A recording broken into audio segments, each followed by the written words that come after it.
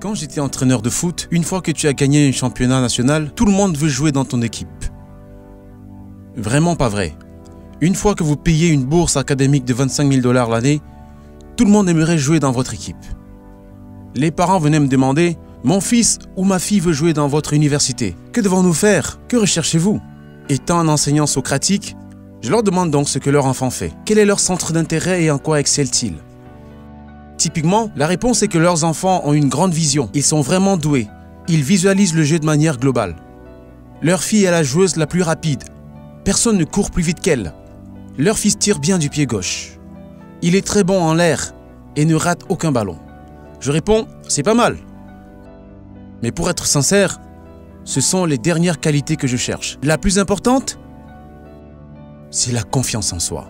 Sans cette compétence, et j'utilise le terme compétence à dessein, sans cette compétence, on reste un joueur de foot inutile. Car quand on se perd, ou lorsqu'on perd la confiance en soi, on est bon à jeter. Je définis la confiance en soi comme la capacité ou la conviction de croire en soi, d'accomplir n'importe quelle tâche, peu importe les faibles chances, peu importe les difficultés, peu importe l'adversité. La conviction qu'on peut réussir, c'est la confiance en soi. Certains pensent « Super, je n'en ai pas, je suis timide, je n'y arriverai pas, jamais » et vous continuez à vous diminuer. Mais j'ai utilisé le terme compétence parce que je crois qu'on peut la développer.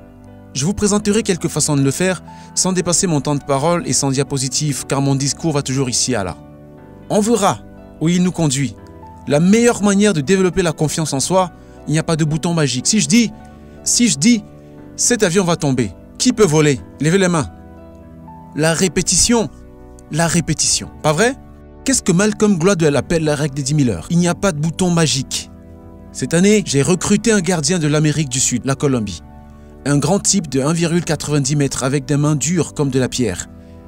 Il est comme Flipper le dauphin. Chaque ballon que je lui lançais, il le plaquait au sol. Ça craint, ai-je pensé. Une solution simple. Se mettre face au mur, faire rebondir le ballon sur le mur et l'arrêter. Son objectif était 350 tirs par jour pendant 8 mois. Il est revenu avec les mains cailleuses, la peau sèche et durcie. Mais il joue en Europe maintenant. De la magie? Non. Répétition, répétition, répétition. Nous espérons avoir confiance en nous. Mais ce n'est pas possible sans que les compétences ou sans que notre tâche nous soit devenue familière. Nous voulons être dans une situation où nous avons une pression intense. Et la pression est ce qui cristallise les diamants. C'est de pouvoir dire « j'ai fait ça 1000 fois. J'ai rédigé mon discours, je l'ai répété devant le miroir, blablabla, ça a l'air bien. Ensuite, je l'ai répété devant mes enfants et ma femme. Ça m'a rendu un peu nerveux. Puis devant Glenn Gould, là je stresse vraiment. Au moment d'entrer dans cette salle, devant un public de 2500 personnes, je ne peux plus flipper. 2500 personnes, et devant ces 2500 personnes dans le public, je ne suis plus nerveux car j'ai la capacité de répéter. D'accord? Encore et encore et encore. L'ennui avec les répétitions, c'est le risque d'abandon après le premier échec. Combien sommes-nous à avoir abandonné face à l'adversité? Edison était dans la vidéo. Selon les opinions, il a testé entre 1000 et 10 000 lampes avant de réussir. Entre 1000 et 10 000 lampes. J.K. Rowling devrait être dans cette vidéo. Savez-vous à combien d'éditeurs elle a soumis son manuscrit d'Harry Potter? Je pense que c'est 12 ou 13. J'ai confiance en moi. Mais après 2 ou 3 refus, j'aurais pensé, mince, après 6 ou 7, peut-être pas, après 9 ou 10, j'aurais envisagé de devenir coach de foot plutôt que de devenir auteur. Non, 12 refus. Mais la pratique. Entraînez-vous et n'acceptez pas l'échec. Peut-être que ce ne doit pas être la répétition. Peut-être la solution doit être la ténacité. Parce que nous répétons toutes des choses, mais peu d'entre nous persistent. C'est un moyen de construire la confiance en soi. Allez-y, faites ce que vous voulez et n'acceptez aucun refus. Ensuite, il y a le dialogue interne. On a tous une petite voix qui nous parle. Avez-vous fait du shopping récemment en vous habillant en pantalon? Si vous êtes une femme, vous pensez d'abord « Qu'est-ce que ça me grossit ?» Si vous êtes un homme, c'est l'inverse. « Je ne suis pas musclé, je suis flasque. » C'est notre petite voix qui nous parle. Étudiant, quand le prof posait une question, je priais pour qu'il ne me choisisse pas, car je ne connaissais pas la réponse. Je baissais les yeux. Je vais vous raconter une histoire. Je ne devrais pas le dire devant l'administration, mais peu après être devenu directeur sportif, J'ai dû assister à une réunion avec des architectes. Je ne suis pas vraiment doué avec les chiffres et les angles. Et il disait ceci. La valve fundibulatrice de l'architecture. Qu'en pensez-vous, docteur?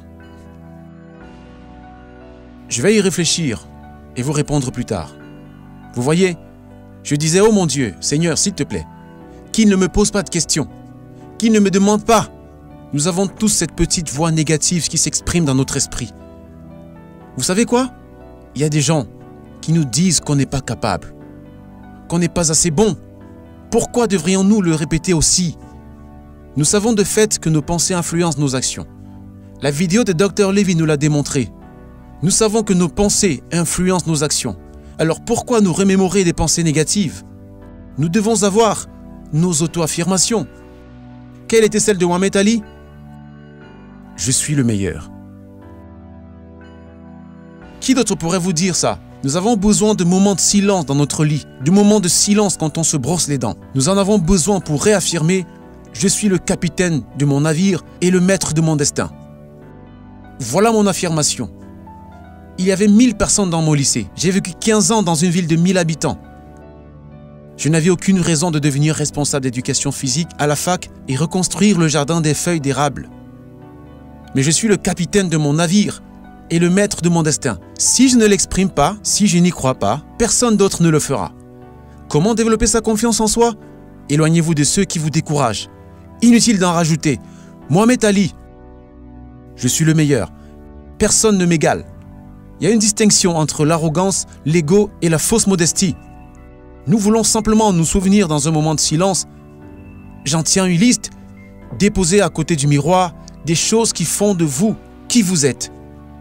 Car je commets suffisamment d'erreurs et les journaux vont les remarquer. Mon entourage va les remarquer. Ils vont me démolir très vite. Je commencerai à les croire. À une époque, ma confiance en moi était très en baisse. À ce moment-là, quand j'ai accepté ce poste, fraîchement arrivé à l'IOA, je n'étais pas certain d'y arriver. J'ai donc dû relire ma lettre de confiance en moi. Une lettre que je m'étais écrite quand je me sentais en forme. Yvan, félicitations pour ton doctorat avant tes 40 ans. J'ai moins de 40 ans. Bravo, tu as gagné le championnat national. Bravo, tu élèves 3 bons gosses et tu as épousé la femme qui te convient. Je me suis écrit cette lettre, me vantant, dans toute la lettre, ma propre lettre à propos des choses qui me rendent fier. Car il y aura des moments que nous subirons dans notre vie privée et professionnelle, dans la recherche d'un emploi, dans nos relations, où nous ne nous sentirons pas bien à cause de qui, ce que et où nous sommes. J'ai dû relire cette lettre de nombreuses fois pendant 2 semaines environ, pour m'aider à traverser cet orage. C'était important.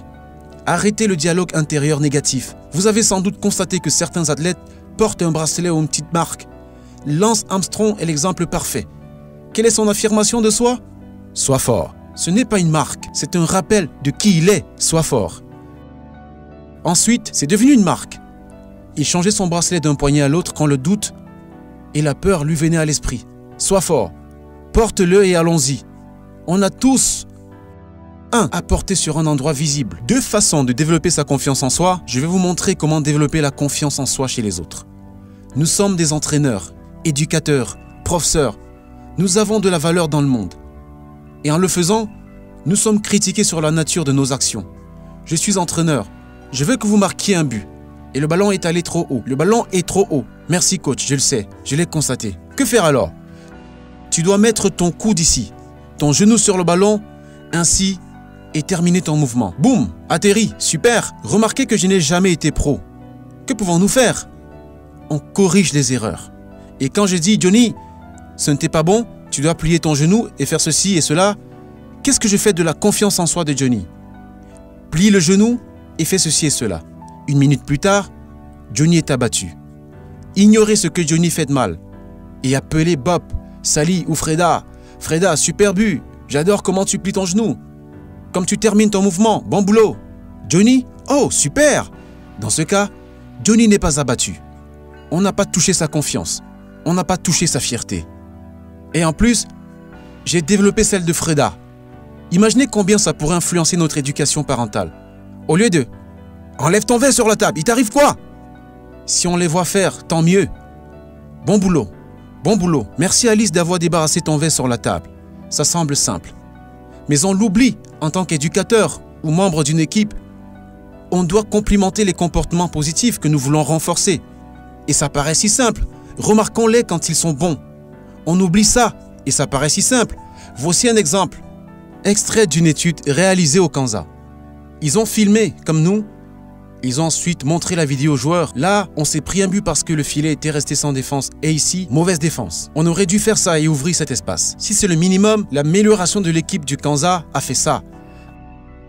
Ensuite, on dit avoir mis de côté tout ça pour leur montrer les mouvements où ils ont bien joué. Ceux où ils étaient super bons. Aucun but, mais au sujet des mêmes choses. Et l'amélioration a fait ceci. Ça a révolutionné la manière dont les entraîneurs interagissent avec les étudiants athlètes. On peut l'appliquer au monde des affaires, au travail de groupe des étudiants, aux équipes de gestion. Facile, souligner ce qu'ils font de bien. Enfin, et ce n'est pas le moindre, et mon fils est vraiment bon à ça, les personnes qui ont confiance en elles interprètent les commentaires comme elles le souhaitent. J'ai demandé à mon fils, pourtant un piètre sportif, il tient ça de son père, le match, comment ça a été? Super, 3 buts et 2 passes décisives. Je me demande bien quand il a fait tout ça. Mais c'est sa perception personnelle de sa performance. J'adore, d'accord? Je suis ce type-là. Je me souviens quand j'ai rencontré ma femme. C'était dans le hall principal. Polly, m'accompagnerais-tu au cinéma? Mademoiselle? Mais elle a refusé.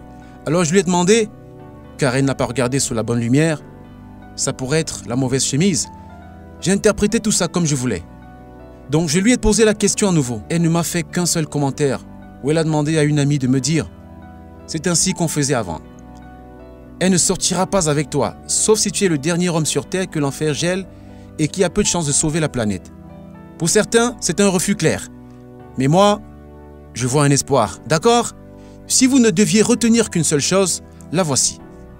Personne ne croira en vous si vous ne croyez pas en vous d'abord. Écoutez les paroles de cette vidéo adressées aux fous, aux marginaux, aux rebelles, aux fauteurs de troubles, aux inadaptés.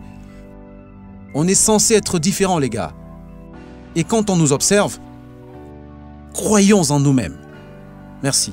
Thank you.